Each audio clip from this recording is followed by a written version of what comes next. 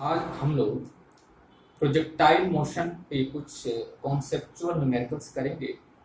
Part one में हमने projectile motion का इंट्रोडक्शन देखा था। पार्ट टू में हमने प्रोजेक्टाइल मोशन को कंप्लीट किया था और पार्ट थ्री में हम लोग कुछ छोटे छोटे अच्छे से क्वेश्चंस करेंगे। ये देखिए, ये एक क्वेश्चन है। इस क्वेश्चन में क्या है? A stone is just released from the window of a train moving along horizontal straight track, the stone will hit the ground following। ये चार ऑप्शन है, मतलब कि एक स्टोन है, उसको हमने एक ट्रेन के विंडो से क्या किया, गिरा दिया। तो हमें बताना है कि जो स्टोन है उस स्टोन का पाथ क्या होगा। चार ऑप्शन है आपके सामने। तो अब देखिए, आपने क्या किया है, स्टोन को जस्ट ड्रॉप कर दिया है। तो जो स्टोन का मोशन है वो ओनली ग्रेविटी के इन्फ्लुएंस में मूव कर रहा है। तो जब सिर्फ ग्रेविटी का इन्फ्लुएंस है तो पाथ क्या होगा? पैराबोलिक पाथ होगा। रीजन, क्योंकि मोशन, कौन सा मोशन होगा? प्रोजेक्टाइल मोशन होगा, और प्रोजेक्टाइल मोशन का पाथ क्या होगा? Parabolic path. तो ऑप्शन क्या होगा? सी। देखिए, ऐसे पाथ होगा, सपोज दैट ये हमारा सरफेस है, ये हमारा सरफेस है, और इस हाइट से हमने ऑब्जेक्ट को ड्रॉप कर दिया। तो जब ऑब्जेक्ट को ड्रॉप करेंगे तो ऑब्जेक्ट के पास एक इनिशियल हॉरिजॉन्टल वेलोसिटी होगी, ठीक है। बट ग्रेविटी की वजह से एक नीचे फोर्स लगेगा, जिसकी वजह से नीचे एक वेलोसिटी आएगी और पाथ आपका ऐसे होगा, मतलब इस अलोंग, ठीक है। टाइम के साथ क्या होगा? टाइम के साथ ये तो कांस्टेंट रहेगा हॉरिजॉन्टल वाला वेलोसिटी, बट ग्रेविटी की वजह से एक वर्टिकल वेलोसिटी आएगी और पाथ ऐसे हो जाएगा। ये कौन सा मोशन है? ये आपका प्रोजेक्टाइल मोशन है। ये आपका प्रोजेक्टाइल मोशन है। और प्रोजेक्टाइल मोशन का पाथ क्या होता है? प्रोजेक्टाइल मोशन का जो पाथ होता है वो पैराबोलिक पाथ होता है, ठीक है। इसमें हमने क्या किया, एक स्टोन को ट्रेन की विंडो से हमने क्या किया, रिलीज कर दिया। तो रिलीज करेंगे तो क्या होगा? ये वेलोसिटी होगी, और ये कौन सी वेलोसिटी है? ये ट्रेन की वेलोसिटी को इनर्शिया की वजह से रिगेन कर लेगा, ठीक है, और ग्रेविटी की वजह से डाउनवर्ड आएगा। इसलिए जो स्टोन होगा उसका पाथ क्या होगा? Parabolic path. एक सेकंड क्वेश्चन करेंगे। इस क्वेश्चन में क्या है? अ बुलेट इज ड्रॉप, एक बुलेट को ड्रॉप किया गया है from the same height when another bullet is fired horizontally they will hit the ground. Means question ये है कि ये हमारा सरफेस है, ये हमारा सरफेस है, और इस हाइट से, इस हाइट ए से एक को तो हमने ड्रॉप कर दिया और एक को हमने, a bullet is dropped from the same height when another is fired horizontally, और सेकेंड को हमने हॉरिजॉन्टली क्या किया, फायर कर दिया। तो अब देखिए, ये हमारा स्टोन है, एक को हमने सिंपली ड्रॉप किया और सेकेंड को हमने क्या किया, हॉरिजॉन्टली फायर कर दिया। तो अब हमें बताना है कौन ग्राउंड को पहले हिट करेगा, इसमें कौन सा ऑप्शन है, ये हमें करना है। तो देखिए, इस क्वेश्चन को हम कैसे करेंगे। इसमें आप देखेंगे ये आगे जाएगा और ये नीचे आएगा, ठीक है। हिट किसकी वजह से होगा? हिट होगा वर्टिकल मोशन की वजह से। तो हिट तो आपकी वर्टिकल मोशन की वजह से हो रहा है, जो आपका वर्टिकल मोशन है उसकी वजह से हिट हो रहा है। और वर्टिकल मोशन में आप देख रहे हैं यू क्या है, दोनों का जीरो है, u1 का भी जीरो है और u2 का भी जीरो है। u के पास वेलोसिटी तो है, बट वो हॉरिजॉन्टल वेलोसिटी है। वर्टिकल जो है इसका भी u जीरो है, इसका भी u जीरो है, ठीक है। तो जो दोनों हैं एक साथ हिट करेंगे, ठीक है। इसमें टाइम कैसे लगेगा, इसको हम इस फॉर्मूले से कैलकुलेट करेंगे। सेकेंड इक्वेशन है आपका s is equal to ut plus 1/2 at square, ठीक है। तो जो s है वो आपका क्या हो गया, s हो गया आपका हाइट हो गया, जो दोनों केस में सेम है। u दोनों का जीरो है, प्लस ग्रेविटी जी हो गया 2 और टी स्क्वायर, तो एस इक्वल टू हो गया जी टी स्क्वायर अपॉन 2। तो आप देख रहे हैं तो टी स्क्वायर कितना हो गया, टी स्क्वायर हो गया आपका 2s अपॉन जी। तो देखिए ग्राउंड तक आने में दोनों को इतना टाइम लगेगा, तो दोनों के लिए जी सेम है, दोनों के लिए एस सेम है, तो टाइम क्या होगा, दोनों में सेम होगा। इसमें कौन सा ऑप्शन सही होगा, साइमल्टेनियसली। इस क्वेश्चन का में बी पार्ट करेक्ट होगा, इसे नोट कर लीजिए। ये क्वेश्चन है क्वेश्चन नंबर 3। इसमें आप देखिए एक ऑब्जेक्ट है, उसको हमने हॉरिजॉन्टली थ्रो कर दिया, ठीक है। जो टावर की हाइट है 5 मीटर है और जो ऑब्जेक्ट है वो 10 मीटर का हॉरिजॉन्टल डिस्टेंस ट्रेवल किया, वर्टिकल डिस्टेंस 5 मीटर ट्रेवल किया, तो हमको ऑब्जेक्ट का इनिशियल वेलोसिटी फाइंड आउट करना है। क्वेश्चन को देखिए, क्वेश्चन को रीड करिए।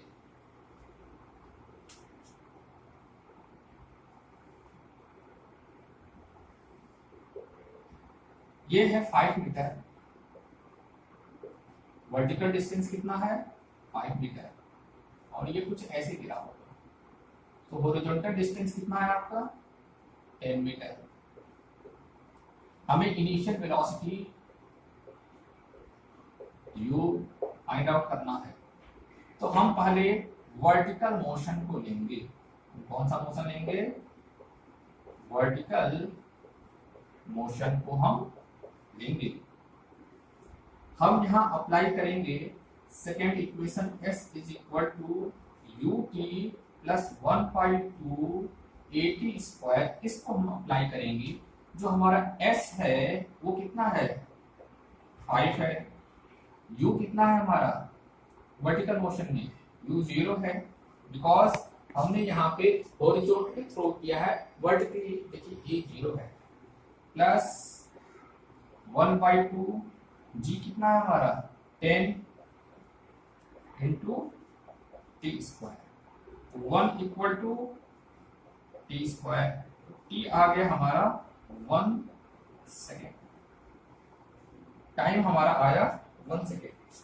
अब हम इसे हॉरिजॉन्टल मोशन अप्लाई करेंगे।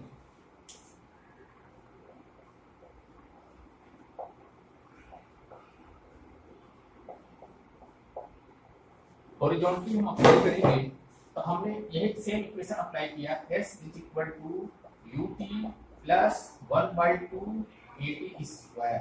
s कितना है हॉरिजॉन्टल मोशन में 10 है, u फाइंड आउट करना है, और टाइम कितना है 1, तो u कितना आया 10 मीटर पर सेकेंड। कौन सा ऑप्शन होगा, सी ऑप्शन होगा। हमने क्या किया, हमने पहले वर्टिकल मोशन को लिया, सेकेंड इक्वेशन अप्लाई किया, और u 0 है बिकॉज हमने हॉरिजॉन्टली थ्रो किया है, तो जो वर्टिकल इनिशियल वेलोसिटी होगी वो 0 होगी। g की वैल्यू 10 है, तो टाइम हमारा 1 सेकेंड आ गया। फिर हमने हॉरिजॉन्टली से अप्लाई किया, और हॉरिजॉन्टली में एक्सेलरेशन क्या है 0 है। देखिए हॉरिजॉन्टल मोशन हॉरिजॉन्टल एक्सेलरेशन कहाँ होता है, नहीं होता है, हमने पिछले वीडियो में डिस्कस किया था। तो u हमारा कितना आ गया 10 मीटर पर सेकेंड, ये हमारा है सी पार्ट, इसको आप नोट कर लीजिए। ये क्वेश्चन है question number 4। A large number of bullets are fired in all directions with same speed v. What is the maximum area on the ground on which these bullets will strike? तो देखिए इसमें क्या होगा, इसमें आपका बनेगा एक circle,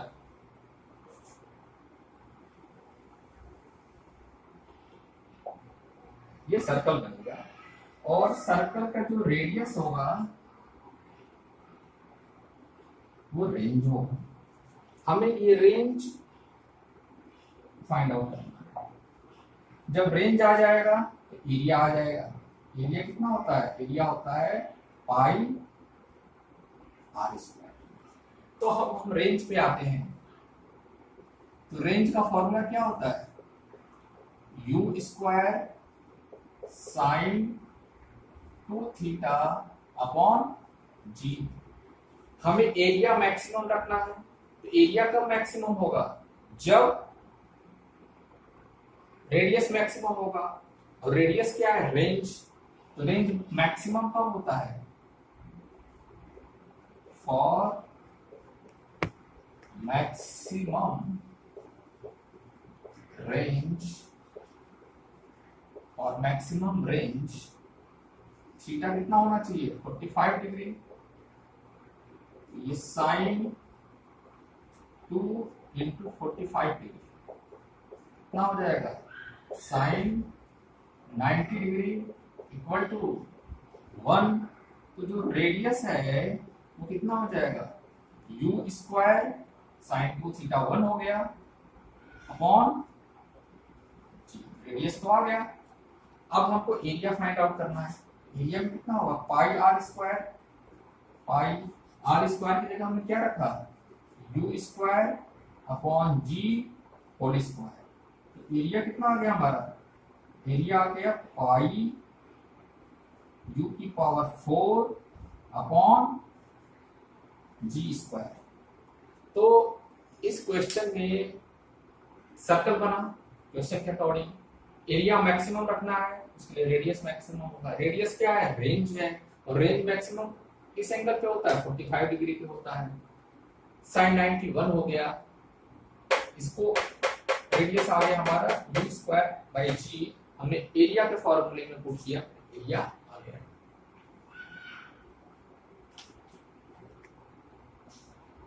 A ball is dropped from a balloon going up at a speed of 7 meter per second. If the balloon was at a height 60 meter at the time of dropping the ball, how long will the ball take in reaching the ground? ये question है आपके सामने। ये surface है, ये height है, ये height है आपकी 60 मीटर।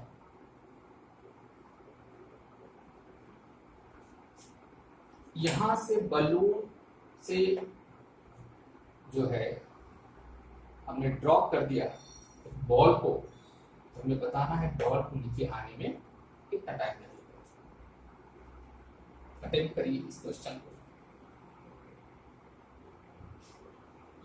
देखिए बॉल को जब ड्रॉप होगा बलून से, तो बॉल डायरेक्टली नीचे नहीं आएगा, बॉल पहले ऊपर जाएगा और ऊपर के बाद नीचे आएगा।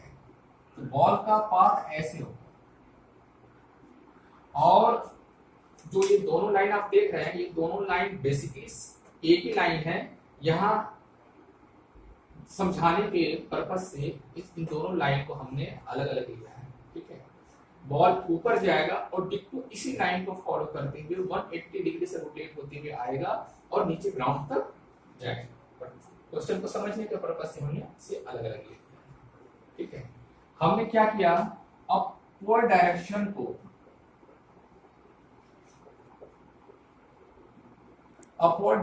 को हमने पॉजिटिव ले लिया। अपवर्ड डायरेक्शन को हमने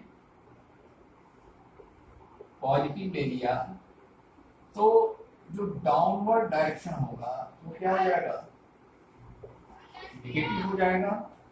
हमने सेकेंड इक्वेशन अप्लाई किया, s is equal to u t plus 1/2 80 square. तो s हमारा कितना हो जाएगा, -60 होगा।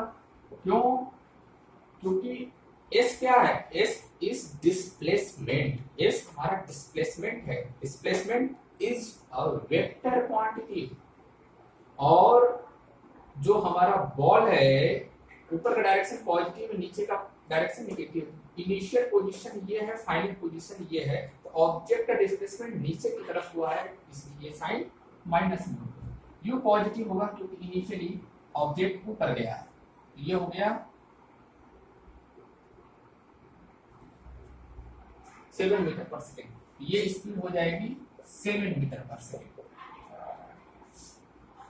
7t minus 10/2 t square. Minus क्यों हुआ, क्योंकि ग्रेविटी नीचे लग रही है, डिस्प्लेसमेंट नीचे हो रहा है, तो दोनों माइनस है। यू ऊपर की तरफ है, ये ऊपर क्यों है? Due to property of inertia. तो अब आप देखिए ये हो गया -60 इक्वल टू 70 माइनस 5t²। ये हो गया आपका 5t² minus 70 minus 60 equal to 0। 5t² minus 70। ये क्वाड्रेटिक इक्वेशन है, इसको हम कैसे सॉल्व करेंगे? इसको हम क्वाड्रेटिक का इक्वेशन अप्लाई करते हुए सॉल्व करेंगे। 7 प्लस माइनस अंडर रूट, ये हो गया माइनस बी, ये खुद निगेटिव है तो प्लस हो गया b² 49 माइनस 4 इंटू ए कितना है 5 है, इंटू सी माइनस 60 है तो प्लस हो गया अपॉन 2a, ये हमारा 5 है तो ये हमारा कितना हो गया, ये हमारा 10 हो गया। अब देखिए 7 plus minus under root 49 plus 4 5 है 20 2 6 है 12, ये हो गया आपका 1200 अपॉन 10, ये हो गया आपका 7 plus minus under root 12 49 upon 10।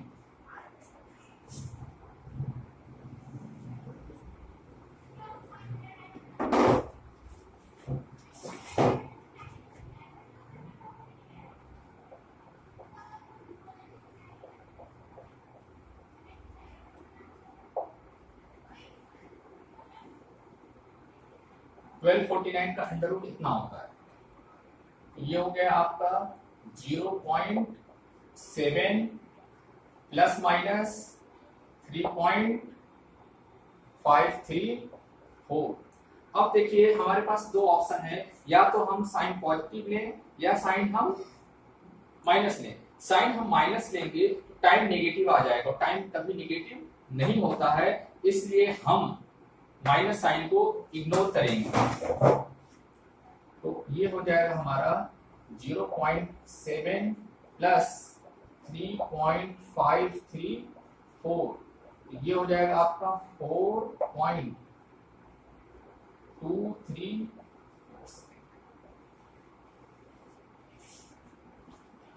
तो बॉल को जब हमने बलून से ड्रॉप किया तो बॉल को ग्राउंड तक आने में जो टाइम लगेगा वो टाइम होगा आपका 4.234 सेकेंड। इस क्वेश्चन में दो कॉन्सेप्ट बहुत इंपॉर्टेंट है। एक कॉन्सेप्ट बलून से ड्रॉप होने के बाद स्टोन नीचे नहीं गया, स्टोन किधर गया, ऊपर गया। ये कौन सी प्रॉपर्टी है?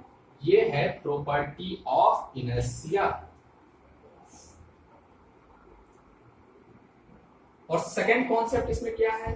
डिस्प्लेसमेंट हमारा माइनस है। बहुत से स्टूडेंट ये प्लस ले लेते हैं क्योंकि बहुत से स्टूडेंट इसको समझते हैं ये डिस्टेंस नहीं, ये डिस्प्लेसमेंट है और डिस्प्लेसमेंट का डायरेक्शन और यहाँ डिस्प्लेसमेंट नीचे की तरफ।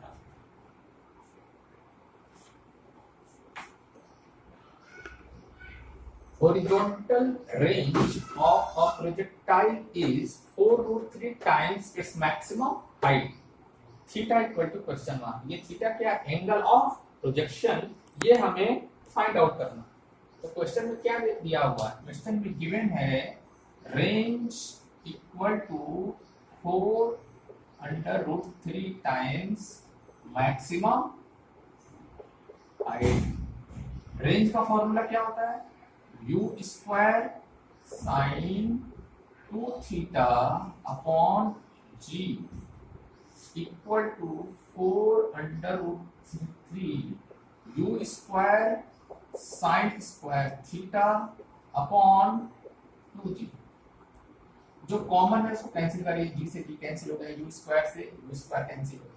ये बचा साइन 2 थीटा, ये आइडेंटिटी है, कितना होता है 2 sine theta into cos theta equal to 4√3 sine square theta upon 2, 2 से कट गया 2 हो गया, एक साइन से एक साइन कैंसिल आउट हो गया, ये आपका बचा 2 cos theta equal to 2√3 sine theta, 2 से 2 कैंसिल आउट हो गए, तो tan थीटा इक्वल टू 1/√3, और ये कितना होता है tan 30 डिग्री। तो थीटा आपका कितना आया, थीटा आया आपका 30 डिग्री।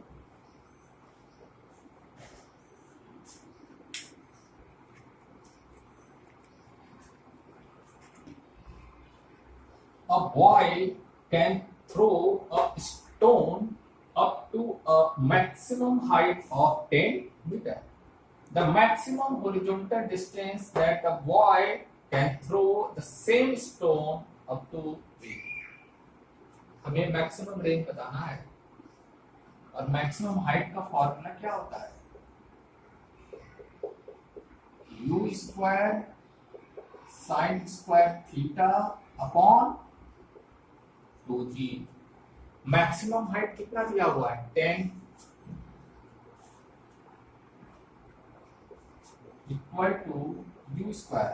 मैक्सिमम हाइट में भी मैक्सिमम हमें बताना है, तो इस कितना हो जाएगा 1 हो जाएगा, बिकॉज हॉरिजॉन्टल हम वो करेंगे अपॉन 2g, तो यू स्क्वायर अपॉन जी कितना हो गया 20, इक्वेशन 1। अब हमें बताना है हॉरिजॉन्टल डिस्टेंस कितना होगा, मींस रेंज।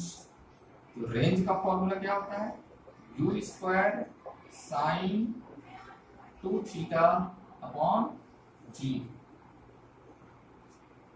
रेंज मैक्सिमम कब होता है 45 पे साइन 90 हो जाएगी अपॉन जी।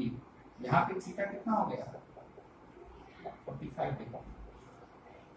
साइन 90 कितना होता है 1 होता है, u square by g. U square by g कितना है 20 इक्वल टू 20